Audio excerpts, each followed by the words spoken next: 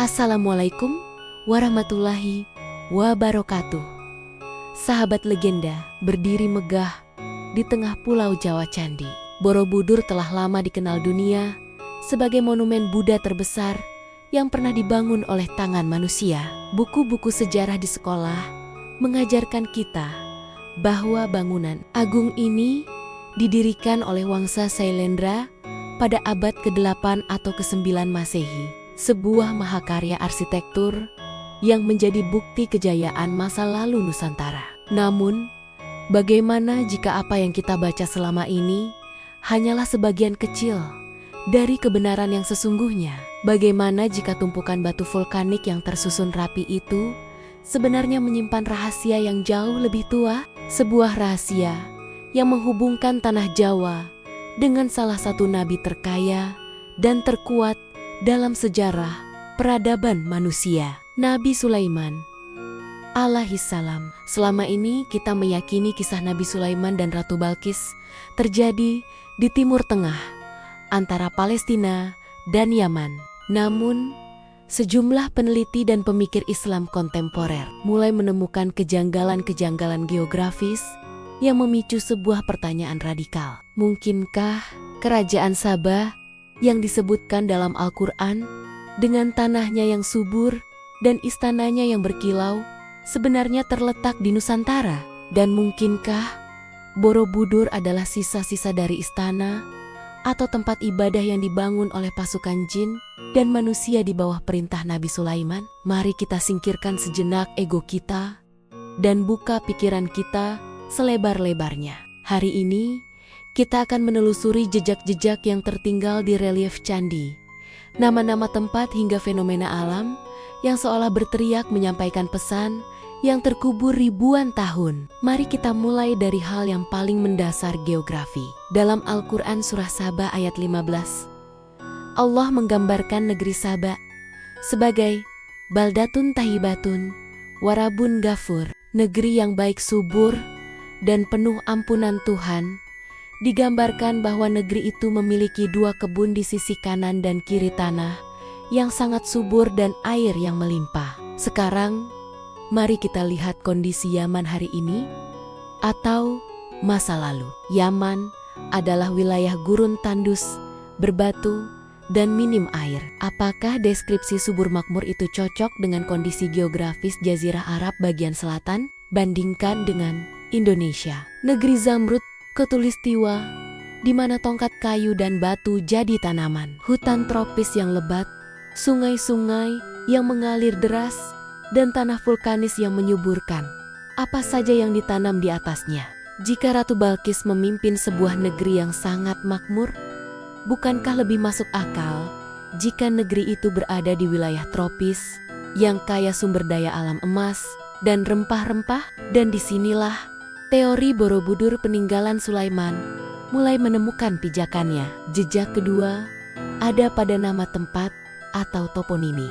Kita tahu nama sebuah daerah seringkali diwariskan turun-temurun selama ribuan tahun, meski penghuninya berganti agama dan budaya. Coba perhatikan nama kabupaten tempat Candi Borobudur dan Prambanan berdiri, Sleman. Tidakkah nama ini terdengar sangat familiar? Banyak ahli bahasa menduga kata Sleman adalah pelafalan lidah Jawa untuk kata Sulaiman, lalu bergeser sedikit ke dataran tinggi yang dingin dan berkabut di dekatnya. Wonosobo dalam bahasa Sanskerta dan Jawa kuno Wana berarti hutan, dan Saba adalah nama tempat. Jadi Wonosobo bisa diartikan secara harfiah sebagai hutan Saba atau hutan milik orang-orang Saba.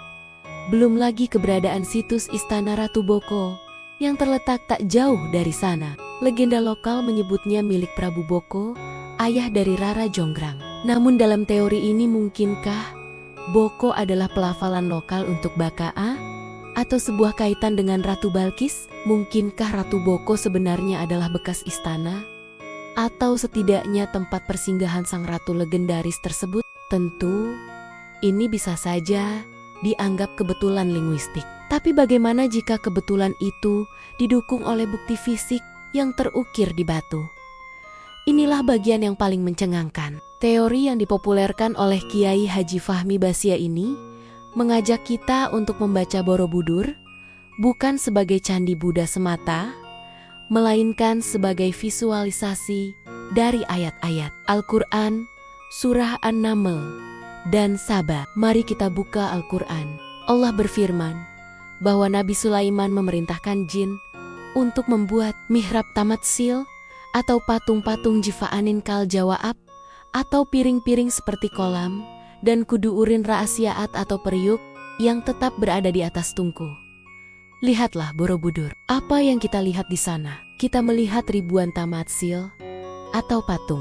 Lalu perhatikan bentuk stupa-stupa berlubang di teras atas. Jika stupa itu dibalik bentuknya persis seperti piring cekung raksasa atau bejana. Apakah ini yang dimaksud jifaanin kal jawaab? Piring-piring makan raksasa untuk memberi makan ribuan tentara dan rakyat Sulaiman, dan kudurin raasiaat atau periuk yang besar dan tetap. Beberapa ahli mencocokkan ini dengan bentuk stupa induk atau stupa lain yang memiliki filosofi wadah. Tak berhenti di situ. Al-Quran menceritakan tentang burung Heddu intelijen andalan Nabi Sulaiman yang membawa surat kepada Ratu Balkis. Sekarang, jika kalian berkunjung ke Borobudur, carilah relief yang menggambarkan seekor burung dan sosok yang seolah sedang menerima atau membaca sesuatu. Relief itu ada terukir jelas di dinding batu andesit yang keras. Ada juga relief yang menggambarkan sebuah peti misterius yang dijaga ketat oleh seseorang. Banyak yang menafsirkan ini sebagai tabut perjanjian atau The Ark of the Covenant, peti sakti, peninggalan Nabi Musa yang diwariskan kepada Nabi Sulaiman. Peti yang konon berisi ketenangan dan sisa peninggalan keluarga Musa dan Harun. Mengapa relief peti keramat Bani Israel ini ada di Jawa? Kisah paling epik dalam sejarah Nabi Sulaiman adalah pemindahan singgasana Ratu Balkis. Diceritakan bahwa seorang yang memiliki ilmu dari Alkitab mampu memindahkan singgasana itu sebelum mata berkedip. Dalam teori ini, peristiwa pemindahan itu terjadi dari Istana Ratu Boko ke area Borobudur atau sekitarnya. Jarak yang dekat secara fisik, namun membutuhkan teknologi teleportasi atau ilmu tinggi pada masanya. Lalu ada misteri surat Sulaiman. Nabi Sulaiman mengirim surat kepada Balkis dengan kalimat pembuka, "Innahu min Sulaimana wa innahu bismillahirrahmanirrahim." Tahukah kalian, di Museum Nasional Jakarta tersimpan lempengan emas yang ditemukan di situs Jawa kuno yang sering disebut sebagai surat emas.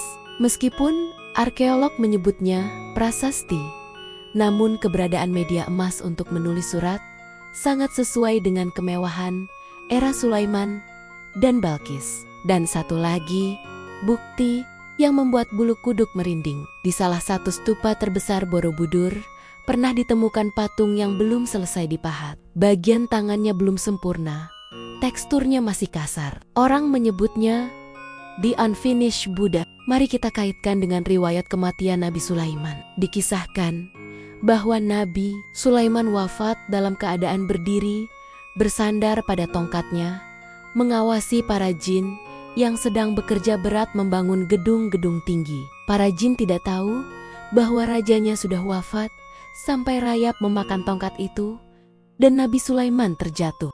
Saat mereka sadar, Sulaiman telah tiada, para jin berhenti bekerja seketika itu juga. Mereka lari meninggalkan pekerjaan mereka yang belum tuntas. Mungkinkah patung yang belum selesai di Borobudur itu adalah pekerjaan terakhir para jin yang terhenti tepat saat mereka mengetahui wafatnya Sang Raja Agung? Tentu saja, sahabat, legenda narasi yang saya sampaikan ini adalah sebuah hipotesis, sejarah, atau tafsir alternatif. Dunia arkeologi arus utama atau mainstream tetap memegang teguh bukti prasasti yang menyatakan bahwa Borobudur dibangun oleh Raja Samaratungga dari Wangsa Syailendra sebagai tempat pemujaan Buddha Mahayana. Relief-relief itu dibaca sebagai kisah Karmawi Bangga, Lalita Vistara, dan Jataka. Kita tidak sedang berusaha menghapus sejarah itu. Namun kita sedang mencoba membuka cakrawala. Sejarah seringkali ditulis ulang ketika bukti-bukti baru ditemukan. Bisa jadi, bangunan ini memang dimanfaatkan oleh umat Buddha di abad ke-8. Namun, fondasi dan struktur aslinya sudah ada ribuan tahun sebelumnya. Dibangun oleh peradaban yang jauh lebih tua, peradaban monoteisme atau Tauhid Nabi Sulaiman yang kemudian berasimilasi dengan budaya lokal seiring berjalannya waktu. Bukankah Candi Borobudur sendiri sempat terkubur abu vulkanik dan hutan rimba selama berabad-abad sebelum ditemukan kembali oleh Raffles? Siapa yang bisa menjamin apa yang terjadi sebelum era Shailendra?